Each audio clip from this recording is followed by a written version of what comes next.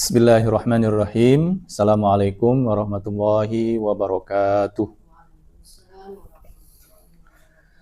Alhamdulillahi wa kafa wassalatu wassalamu ala rasulillahil mustafa wa ala alihi wa ashabihi ahli tuqa wal wafa. Alhamdulillah, bersyukur kita kepada Allah Subhanahu wa taala. Kembali kita insyaallah di petang hari ini melanjutkan kajian kita, kajian rutin kitab Al-Usul Ats-Tsalatsah yang ditulis oleh Syekh Muhammad bin Abdul Wahhab rahimahullahu ta'ala. Dan kita sudah sampai pada Al-Usul Ats-Tsani, pokok yang kedua, yaitu Ma'rifatul Islam, Ma'rifatu Dinil Islam, mengenal agama Islam. Adapun yang sudah kita sampaikan tentang Ma'rifatu Dinil Islam, mengenal agama Islam, adalah tentang hakikat Islam itu sendiri.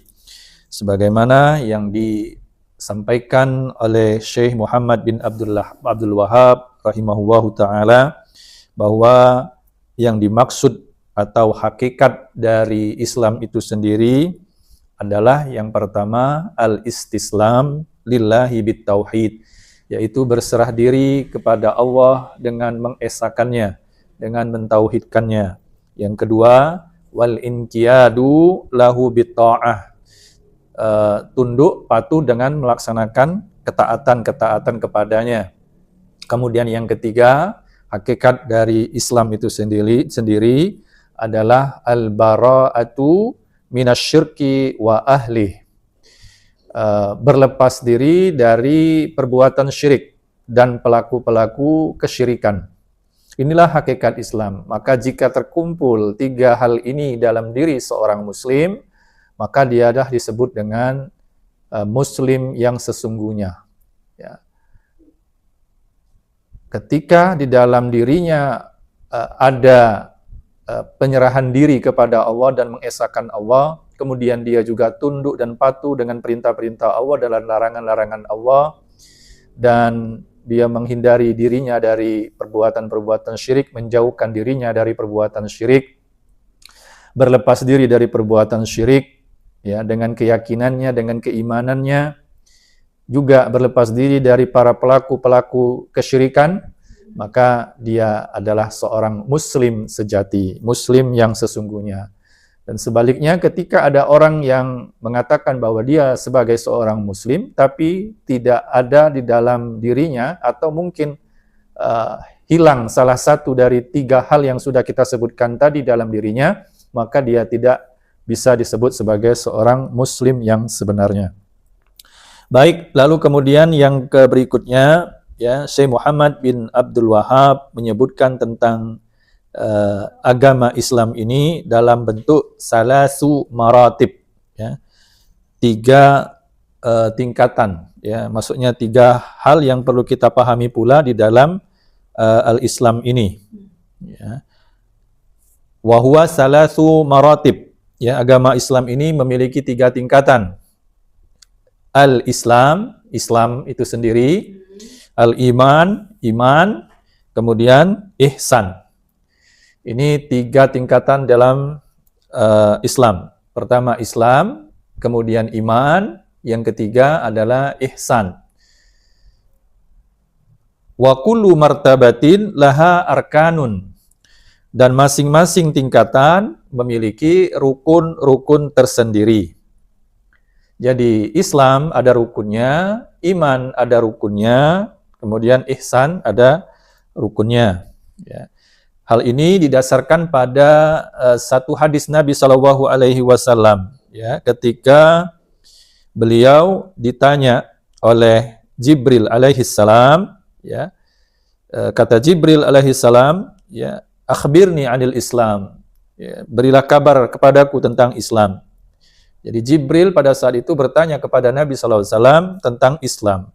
Lalu Nabi alaihissalam menjawab, al-Islamu an tashhada an la ilaha illallah wa anna muhammadar rasulullah wa tuqimus shalah wa tu'tiyaz zakah wa tasum ramadan wa tahujjal bait in istata'ta ilaihi sabila. Nabi alaihi salatu wassalam ketika ditanya oleh Jibril tentang apa itu Islam, maka beliau menjawab, Islam itu yang pertama adalah engkau bersyahadat, ya, engkau bersaksi tidak ada Tuhan, tidak ada yang berhak diibadahi dengan benar melainkan hanya Allah. Antashhada alla ilaha illallah. Tidak ada yang berhak untuk diibadahi dengan benar melainkan hanya Allah Subhanahu wa taala saja. Wa anna Muhammadar Rasulullah, dan sesungguhnya Muhammad adalah Rasul Allah, utusan Allah. Wa tuqimus shalah, yang kedua adalah menegakkan salat. Wa tu'tiyaz zakah, yang ketiga menunaikan zakat. Wa tasuma Ramadan, yang keempat engkau berpuasa di bulan Ramadan. Wa tahujjal bait ma in istata'ta ilaihi sabila, dan yang kelima engkau menunaikan haji ke Baitullah jika engkau telah mampu melakukannya. Lalu kemudian Jibril alaihi salam bertanya lagi kepada Nabi sallallahu alaihi wasallam, ya, akhbirni anil iman. Kabarkan kepadaku, beritahu aku tentang apa itu iman. Lalu Nabi alaihi salatu wasallam menjawab, antu'mina billah wa malaikatihi wa kutubihi wa rusulihi wal yaumil akhir wa tu'mina bil qadri khairihi wa syarrihi.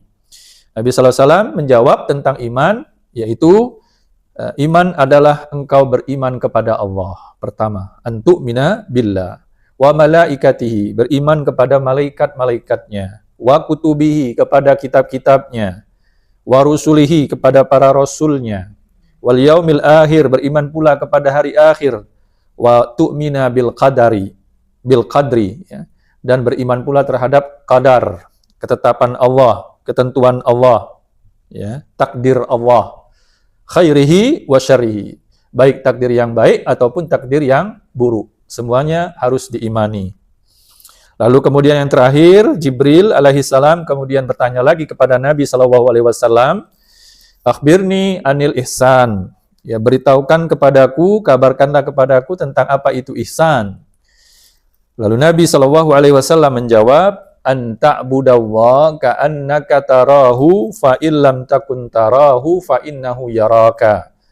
Yang dimaksud dengan ihsan adalah engkau beribadah kepada Allah seakan-akan engkau melihat Allah. Fa illam takun tarahu, kalaupun engkau tidak melihatnya, fa innahu yaraka, sesungguhnya dia, Allah Subhanahu wa taala, melihatmu. Inilah hadis yang menjelaskan tentang 3 perkara yang masuk dalam perkara-perkara pokok di dalam Islam ini, yaitu Islam itu sendiri, kemudian iman, dan kemudian yang ketiga ihsan. Lalu di akhir hadis Nabi SAW menyebutkan, ya, fa innahu Jibril atakum yu'allimukum dinakum.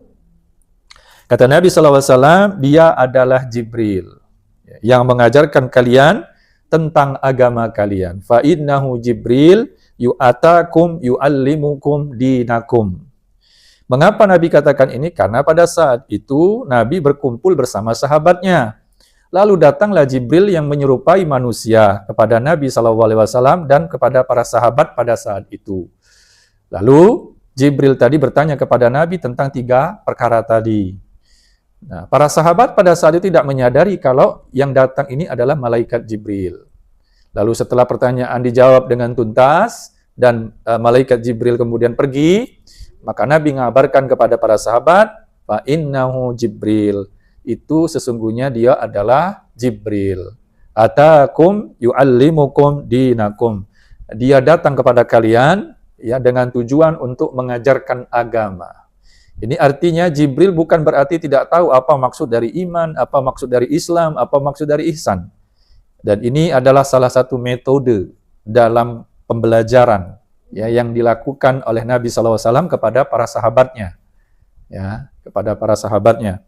Jadi bukan berarti Jibril tidak tahu, tapi ini tujuannya adalah untuk mengajarkan, ya, mengajarkan agama ini kepada para sahabatnya pada saat itu. Dan ini juga secara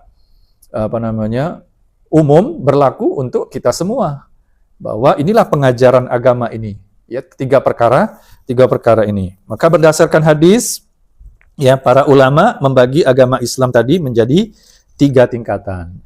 Islam, iman, dan ihsan. Dan masing-masing memiliki rukun-rukunnya. Baik.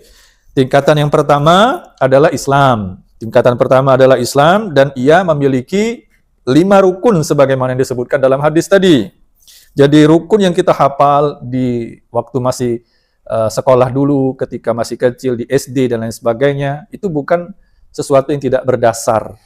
Semuanya berdasarkan dalil. Kita menghafalkan rukun Islam, menghafalkan rukun iman. Rukun Islam itu ada 5 yang disebutkan dalam hadis, yaitu syahadatain, ya, asyhadu an la ilaha illallah wa asyhadu anna muhammadar rasulullah. Kemudian salat, zakat, puasa, dan haji. Nanti kita dapatkan dalam hadis-hadis yang lain, urutannya mungkin bisa berbeda. Bisa jadi hajinya tidak di posisi yang kelima, tapi di posisi keempat, misalnya begitu. Atau misalnya puasa di posisi ketiga, zakat di posisi keempat. Ya, ini artinya urutan seperti ini tidak perlu dipermasalahkan. Yang penting 5 rukun itu ada di dalam setiap diri seorang muslim. Jadi bukan berarti kalau ada orang menyebut puasa yang haji yang keempat, haji yang keempat, puasa Ramadan yang kelima, itu salah, tidak. Yang penting isinya sama, bahwa semua itu adalah rukun Islam. Karena beberapa orang sering beranggapan seperti itu dan menyalahkan orang lain yang ketika menyebutnya tidak berurutan seperti itu. Ya. Baik. Kemudian yang tingkatan kedua adalah iman. Iman tadi disebutkan di dalam hadis itu memiliki 6 rukun. Beriman kepada Allah, malaikat, kitab, para rasul, hari akhir, dan takdir Allah. Ya, baik dan buruk. Takdir baik dan takdir yang buruk. Semuanya itu harus diimani. Dan tingkatan yang ketiga adalah ihsan, dan ihsan ini memiliki 1 rukun. 1 rukun. Apa rukunnya? Beribadah seakan-akan melihat Allah. Jika tidak mampu, maka yakinlah bahwa Allah melihat kita. Nah, itu rukun dari ihsan. Itulah yang sering disebut oleh para ulama ketika meyakini bahwa Allah itu mengawasi kita, Allah itu melihat kita, yang dalam istilah ulama disebut dengan muraqabatullah. Muraqabah artinya pengawasan. Muraqabatullah. Ya. Pengawasan Allah Subhanahu wa Ta'ala. Dan itu nanti akan kita bisa lihat dari beberapa dalil. Banyak dalil yang menjelaskan tentang bahwa Allah Subhanahu wa Ta'ala itu melihat kita, mengawasi kita dalam setiap kesempatan, dalam setiap saat. Jika melihat pada tingkatan-tingkatan yang sudah kita sebutkan tadi, maka bisa disimpulkan bahwa rukun Islam itu berkaitan dengan amalan-amalan. Ya, berkaitan dengan amalan-amalan lahir. Amalan-amalan zahir. Rukun iman berkaitan dengan amalan hati. Dan ihsan berkaitan dengan kondisi kita saat beribadah. Ya, saya ulangi, dari 3 tingkatan Islam tadi, maka dapat kita simpulkan Islam yang disebutkan dalam hadis itu berkaitan dengan amalan-amalan zahir, amalan lahir, seperti bersyahadat, salat, zakat, puasa, haji, semua itu adalah amalan lahiriah, ibadah lahiriah. Ya. Iman itu berkaitan dengan amalan hati, karena mengimani Allah, malaikat, rasul, kitab, hari akhir, takdir Allah, itu semua dalam keyakinan di dalam hati. Berarti ini adalah amalan-amalan hati. Dan yang ketiga, ihsan, itu adalah amalan yang berkaitan dengan kondisi tatkala kita beribadah. Ya. Kalau kita sholat, maka kondisi yang benar dalam sholat itu ya adalah ketika kita menyadari bahwa seolah-olah ketika kita sholat itu sedang melihat Allah, sedang berhadapan dengan Allah, sedang bermunajat kepada Allah, sedang berbicara dengan Allah Subhanahu wa Ta'ala. Tetapi kalau tidak muncul keyakinan itu, maka harus munculkan keyakinan berikutnya bahwa Allah pasti melihat kita. Dengan begitu, ibadah yang kita lakukan, insya Allah itu terjaga. Terjaga kekhusyuannya, terjaga niatnya. Karena kalau kita beribadah dengan merasakan bahwa Allah hadir di hadapan kita, Allah melihat kita, maka kita pun akan menjaga niat kita ini. Dan kita menjaga adab-adab ketika kita sholat tadi misalnya. Kita tidak mungkin bermain-main. Atau katakanlah puasa di bulan Ramadan. Ketika kita berpuasa di bulan Ramadan, kalau tidak ada ihsan, ya sudah pasti kita bisa membatalkan ibadah puasa itu, walaupun tidak dilihat orang lain. Nah, disinilah perlunya ihsan, mengkondisikan hati dalam beribadah.